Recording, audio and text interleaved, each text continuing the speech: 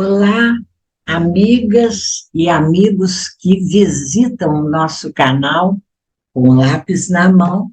Que bom nos reencontrarmos em mais um Conversando sobre a Revista Espírita. E dando sequência aos nossos estudos, nós vamos hoje refletir sobre o artigo O Sr. Home, da Revista Espírita de fevereiro de 1858. Se você não assistiu a nossos estudos anteriores, tem um cardzinho aqui em cima, e por ele você pode acessar esses estudos ou outros estudos feitos por nós, sempre sobre a doutrina espírita e o pensamento de Allan Kardec. Muito bem. No nosso artigo de hoje, Kardec vai analisar, conversar conosco sobre um personagem já conhecido nosso, porque Kardec já falou sobre ele no artigo de janeiro de 1858, quando tratava sobre as manifestações físicas. Nesse artigo, Kardec diz: mais tarde falaremos pormenorizadamente do Sr. Home e da missão que o conduziu à França. Então, agora, fevereiro de 1858, ele vai falar sobre o Sr. Home e nós vamos ver que mais tarde encontraremos um ou dois outros artigos ainda refletindo sobre a missão de Home, não é? Na divulgação do Espiritismo, nós vamos ver. Então, possivelmente nesse momento, né, ele tenha sido instigado pela sugestão da senhorita Cléry, no final do diálogo travado com ela, que está descrito no artigo anterior a esse, né, quando ela diz que para que ela fosse visível pelos encarnados, ela precisaria de um médium do gênero do Home, não é? E Kardec, então, nos apresenta agora o artigo onde ele volta a tratar sobre a mediunidade de Home e sobre a sua missão, que Kardec define nesse artigo como um poderoso auxiliar na propagação das ideias espíritas. Muito bem. Sr. Home, até agora nós tratamos assim essa personagem, Daniel Douglas Home. Ele nasceu em 20 de março de 1833 e morreu em 21 de junho de 1886. Ele tinha, então, 53 anos. Vamos depois falar um pouquinho sobre isso. Considerado pelos que observaram a sua trajetória, um espiritualista britânico que se tornou famoso por suas capacidades como médium e por sua habilidade em levitar até várias alturas, esticar-se e manipular fogo e carvões em brasa sem se machucar. Está no Wikipédia isso. Home nunca cobrou dinheiro por suas sessões, diz lá, e apresentações espiritualistas. E ele considerava que havia sido designado espiritualmente com a missão de demonstrar a imortalidade. Por isso, não queria cobrar as suas apresentações. Muito bem. Kardec, então, inicia o seu artigo comentando a repercussão dos fenômenos operados por Home na sociedade da época. E ele diz que, a par da admiração provocada em muitos, outros tantos se posicionaram de forma desconfiada, criticando Home por espírito de sistema ou ignorância. Kardec se utiliza em vários momentos dessa expressão, espírito de sistema, que para mim foi muito bem traduzida, né? Talvez alguns de vocês não tenham muita noção do que isso significa. Olha, traduzida por Cair Barchutel, no livro Parábolas e Ensinos de Jesus, no capítulo em que ele trata sobre o espírito de sistema e as novas verdades. Olha o que ele diz. Todas as grandes personalidades humanas que transformaram o mundo, trazendo progressos variados, enfrentaram resistência em seu tempo e tiveram que lutar contra o espírito de sistema, ou seja, a mentalidade de resistência às novas, perdeu aqui um pouquinho, deixa lá. A mentalidade de resistência, repetindo as novas descobertas ou as mudanças de modelos ultrapassados. Isso é histórico, diz ele. É aquela mentalidade de desvalorizar esforços alheios, é aquela posição de desprezo para com as pessoas que se destacam e pensam diferente do modelo antes estabelecido. Isso é o espírito de sistema. E Kardec disse, não é, que muitos criticaram Home por espírito de sistema, essa resistência à ideia nova, ou mesmo por ignorância, por não entender do fenômeno. Kardec, então, comentando a crítica, e isso é muito importante para nós, ele diz que a dúvida, ela é sempre permitida, mas a hostilidade sistemática e apaixonada é sempre fora de propósito. E ele diz para a gente que em toda a relação de causa, julgar sem conhecimento é falta de lógica, e difamar sem provas é esquecer as conveniências. Que importante essa advertência. Diz ainda que existem aqueles que se opõem sistematicamente às ideias novas, negando mesmo aquilo que não compreendem. Fica a advertência para nós, porque também nós, em nossos trabalhos, muitas vezes resistimos de maneira até hostil a ideias novas que possam ser trazidas diferentes daquele nosso modo de proceder no trabalho muitas vezes. Enfim, vamos adiante. E Kardec, então, conta para nós que Home chegou em país, ele britânico, nasceu na Inglaterra, na Escócia, e ele chega depois, ele vive nos Estados Unidos, mas ele chega a Paris em 1855, né?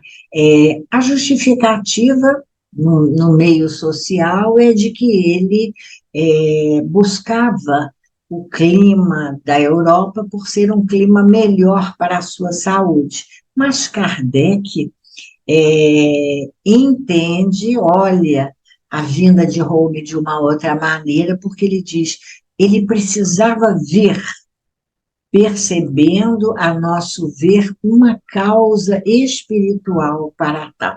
Kardec via na presença de Home, naquele momento, na sociedade francesa, uma causa espiritual. E ele justifica dizendo assim, vamos ao artigo, a França, ainda em dúvida no que concerne as manifestações espíritas, precisava de que lhe fosse desferido um grande golpe, e a repercussão dos fatos que abalaram as convicções de muita gente fizeram dele, de Home, um poderoso auxiliar na divulgação das ideias espíritas. E aí nós nos lembramos lá do Livro dos Espíritos, na conclusão, no subitem 5, né? Quando Kardec nos diz que para a implantação do Espiritismo, no primeiro momento, os fatos ocorreram causando essa repercussão, abalando a convicção de muita gente. Kardec chama esse primeiro momento de fase da curiosidade pela singularidade que os fenômenos despertavam, não é? E ele diz, lá na conclusão, que há 3 períodos distintos apresentam esses 3 períodos o desenvolvimento das ideias. Um primeiro período, como dissemos, da curiosidade, não é? Um segundo período, que ele diz o período do raciocínio e da filosofia, e um terceiro período, o da aplicação e das consequências. Quando a gente não diz mais, Deolindo Amorim dizia, eu não digo mais que creio, eu digo que sei. E quando a gente sabe, a gente entra na fase, então, da aplicação e das consequências da verificação, das consequências do nosso agir ou não, de acordo com a lei de Deus, não é verdade? Mas por isso tudo, a importância da mediunidade de Home e dos fenômenos produzidos por ele, porque esses fenômenos despertavam nas pessoas da época, despertavam essas pessoas para uma nova realidade, até então desconhecida, não é? E eu vou tentar colocar aqui a imagem de Home levitando a cerca de 2 metros de altura. Quando a gente vê essa imagem, ainda hoje nós nos espantamos com essa possibilidade. Se eu não conseguir botar, você procura na internet, a gente encontra com facilidade, se a gente puser Home levitando, a gente vai ver, é uma imagem realmente muito interessante, e a gente fica pensando no impacto que esse fenômeno causava, não é?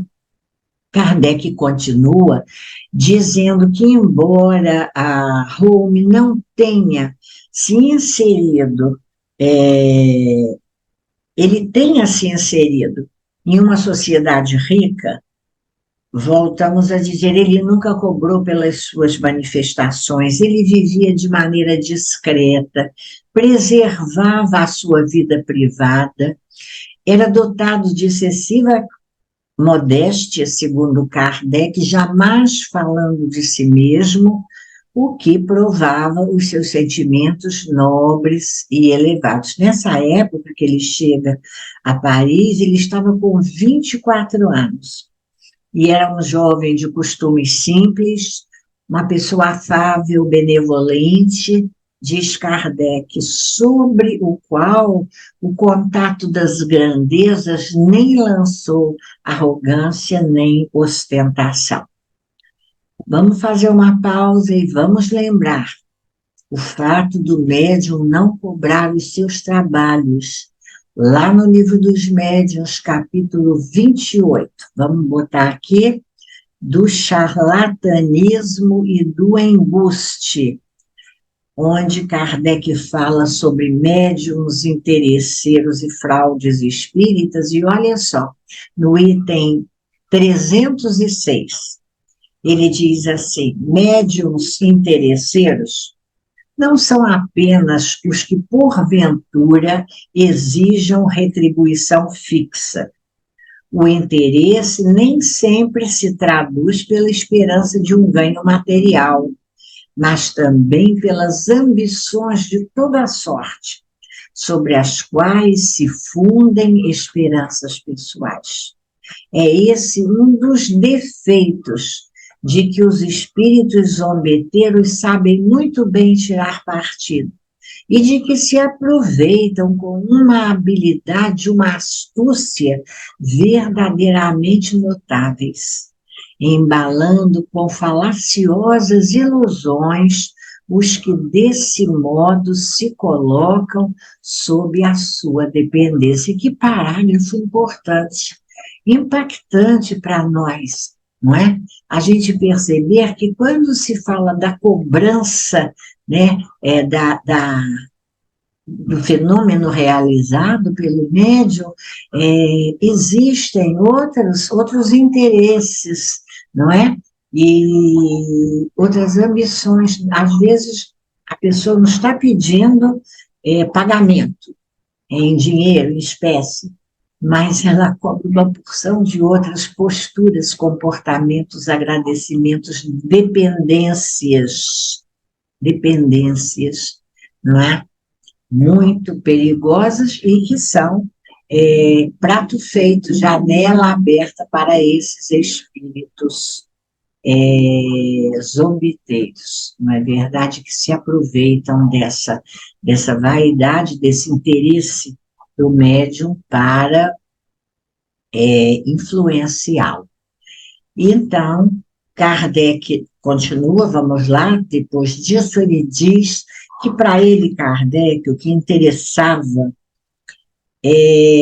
no contato com esse homem dotado de uma faculdade notável, o que interessava a Kardec era o estudo da faculdade. Sobre a faculdade de Home, nós já conversamos nos nossos estudos anteriores, mas eu lembro a vocês, em O Livro dos Médiuns, capítulo 4 e 5 da segunda parte, Kardec nos apresenta a teoria das manifestações físicas e disserta sobre elas. Não é? Aqui, no nosso artigo, ele diz: como o nosso fim é o estudo sério de tudo quanto se liga à ciência espírita, fechar-nos-emos na estrita realidade dos fatos constatados por nós mesmos ou pelas testemunhas oculares mais dignas de fé. Podemos, pois, comentá-los com a certeza de que não estamos conjecturando sobre coisas fantásticas. Que legal, né? A posição firme de Kardec com relação ao estudo sério a partir das realidades observadas. Muito bem. Ele diz também que nesse artigo ele de alguma maneira procura responder a perguntas que eram frequentemente dirigidas a ele sobre o Sr. Home e a sua faculdade. E ele então esclarece dizendo que essa faculdade existe em estado latente e em diversos graus, numa porção de indivíduos esperando apenas ocasião para se desenvolver. Que o princípio está em nós, por efeito mesmo da nossa organização, está em nós em germe, lembrando a mediunidade radicada no organismo, como nos dizem os espíritos, Kardec em O Livro dos Médiuns. Ele diz que a faculdade está na natureza, está na lei, não é? Sendo um instrumento para a compreensão de leis naturais, até então, até aquela época, desconhecidas. Ele diz, e nós sabemos que a faculdade, então, que faculdade era essa de Home? Ele produzia manifestações físicas ostensivas, embora pudesse também produzir manifestações inteligentes. E olha lá como Kardec descreve para nós essa possibilidade de Home. Ele diz, o Sr. Home é um médium do gênero dos que produzem manifestações ostensivas, sem excluir, por isso, as comunicações inteligentes. Mas as suas predisposições naturais lhe dão para as primeiras uma aptidão toda especial. Sob sua influência, ouvem-se os mais estranhos ruídos, o ar se agita, os corpos sólidos se movem, levantam-se, transportam-se de um lugar para outro através do espaço. Instrumentos de música produzem sons melodiosos, aparecem seres do mundo extracorpóreo que falam, que escrevem e que por vezes nos abraçam até produzir dor. Lembramos da tangibilidade do perispírito? Muitas vezes ele próprio, Holmes, se viu em presença de testemunhas oculares, elevado, sem apoio a vários metros de altura. E Kardec, então, vai explicar que a causa das manifestações era inata a Holmes e vai nos lembrar alguma coisa que nós já estudamos, quando ele diz que neste médium a sua alma parece não estar tão presa ao corpo. A facilidade maior que certas criaturas têm de emancipação parcial da alma. Estudamos em O Livro dos Espíritos, a partir das questões 400 em diante. Então, ele diz que a alma dele parecia não se prender ao corpo, senão por frágeis liames, e parecia o que fazia com que ele tivesse mais afinidade com o mundo espiritual do que com o mundo corpóreo. Ele se desprende sem esforço e mais facilmente que outros, e entra, então, em comunicação com os seres invisíveis. Kardec defende o Sr. Holmes, o desinteresse, né, do Sr. Holmes, a gratuidade do seu comportamento na hora da realização dos fenômenos, dizendo que ele não era um prestidigitador que trazia mágicas prontas na sua sacola, né? Embora, lembra também, essa parte é bem importante para a nossa reflexão, que ele não era senhor da produção dos fenômenos de acordo com a sua vontade. Ele não podia, por exemplo, garantir em sessões regulares onde os espíritos se manifestassem, né? Através da sua faculdade, porque acontecia muitas vezes dos fenômenos acontecerem espontaneamente no momento que menos se esperava, às vezes criando até alguma circunstância constrangedora, né, dependendo do lugar em que isso acontecia, enquanto outras vezes em que havia a expectativa da observação do fenômeno, ele não acontecia, não é? O que caracteriza, diz Kardec, uma circunstância pouco favorável para quem quisesse fazer exibições com hora marcada. Já no finalzinho do nosso artigo, Kardec comenta para nós, né, os espíritos envolvidos, quem eram, vamos dizer assim, os espíritos envolvidos nos fenômenos, os espíritos imperfeitos, diz ele, não é? Eram aqueles espíritos batedores, né, que provocavam esses fenômenos físicos. Mas Kardec diz para nós que Holmes era assistido por espíritos superiores que o amparavam em sua missão, e a missão não era isenta de tribulações nem de perigos. E diz que ele realizava a sua missão com resignação e perseverança. Tribulações e perigos são as situações de prova, o exercício da missão de todos nós. E o nosso comportamento, a semelhança de Holmes, deve ser de perseverança na realização das tarefas e de resignação diante dos obstáculos encontrados, não é? Então, adiante, ele fala que para os espíritos inferiores, não é? Ele não passa de um instrumento destinado a abrir os olhos aos cegos de maneira enérgica, sem que por isso esteja privado de comunicações de ordem mais elevada, reafirma.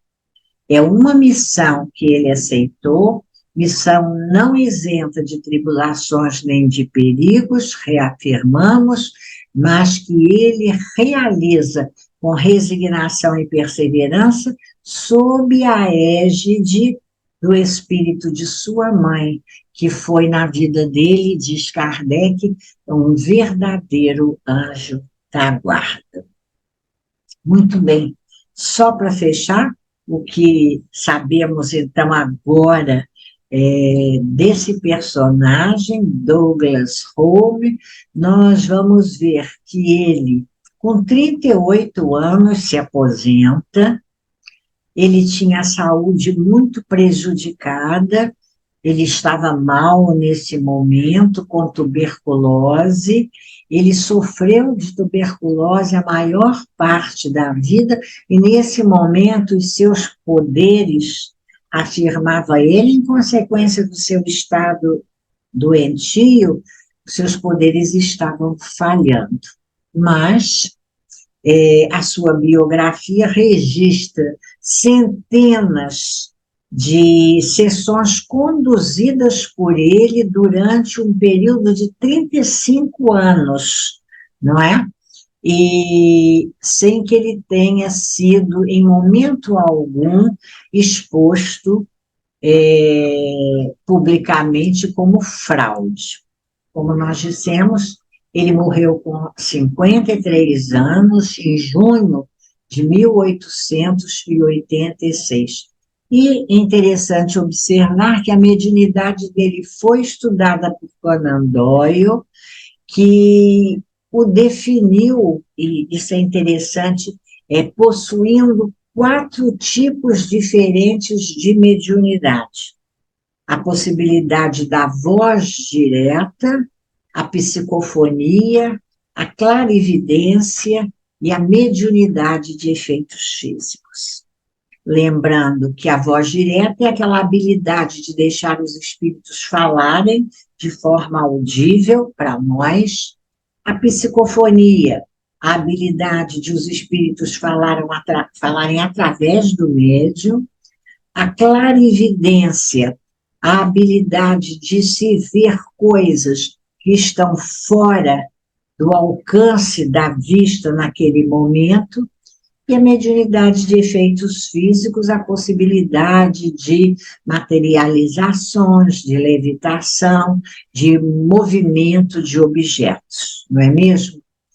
Não só Arthur Conan Doyle, mas também William Crookes estudou a mediunidade de Home, comparando a sua mediunidade com a mediunidade de Florence Cook, das meninas, das irmãs Fox, Kate Fox, especialmente, não é?